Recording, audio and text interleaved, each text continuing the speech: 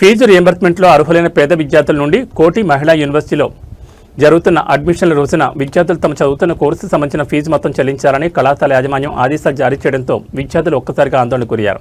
ఈ విషయం తెలుసుకున్న ఏబీవీపీ రాష్ట్ర జాయింట్ సెక్రటరీ రాజు కళాశాలకు చేరుకుని విద్యార్థుల పక్షాన్ని నిలబడి ఆందోళన దిగారు.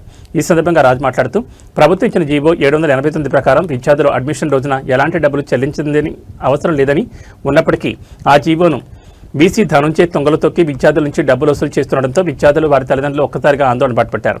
దీంతో స్పందించిన బీసీ ధనుంజయ్ ఈ విషయాన్ని ప్రభుత్వం దృష్టికి తీసుకెళ్లి విద్యార్థులకు న్యాయం చేస్తానని హామీ ఇవ్వడంతో విద్యార్థులు ఏబీవీపీ వాళ్ళు తల్లిదండ్రులు ఆందోళన విరమించారు.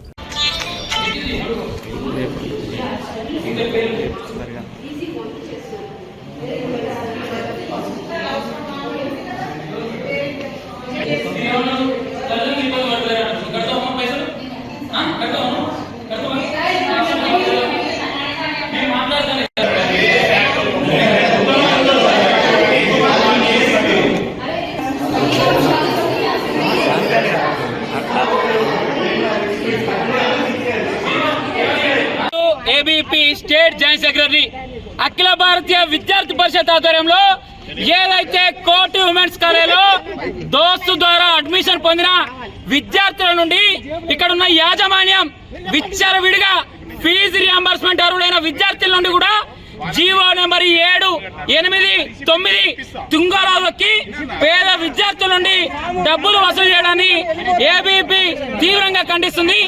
ఏదైతే జీవో నెంబర్ 7 ప్రకారం పేద విద్యార్థులు ఈరోజు అడ్మిషన్ పొందిన రోజు ₹1 కూడా చెల్లించిన అవసరం లేదు. గవర్నమెంట్ ఇచ్చిన జీవో పేద విద్యార్థి అకౌంట్లలో ఫీజు రియంబర్స్మెంట్ పడ్డ తర్వాత వారం రోజుల తర్వాత ఆ పైసలు కట్టించుకోవాలని గవర్నమెంట్ జీవో ఇస్తే ఇక్కడున్న వైస్ ఛాన్సలర్ కావచ్చు, ఇక్కడున్న యాజమాన్యాలు కావచ్చు, పేద బడుగు బలైన వర్గాల విద్యార్థుల నుండి మారుమూల గ్రామాల నుండి వచ్చిన తల్లిదండ్రుల నుండి విచ్చలవిడిగా డబ్బులు వసూలు చేస్తూ ఫీజు రియంబర్స్మెంట్ వచ్చిన ఈరోజు అలాట్మెంట్ ఆర్డర్ చూడకుండా జీవో నెంబర్ 7 పరిశీలించకుండా డబ్బులు వసూలు చేస్తారు. దీన్ని ఏబీపీ తీవ్రంగా ఖండిస్తుంది. ఇప్పటికైనా హైయర్ ఎడ్యుకేషన్ చైర్మన్ ఉన్న బాలకృష్ణారెడ్డి గారు గవర్నమెంట్ జీవోను చదవండి. గవర్నమెంట్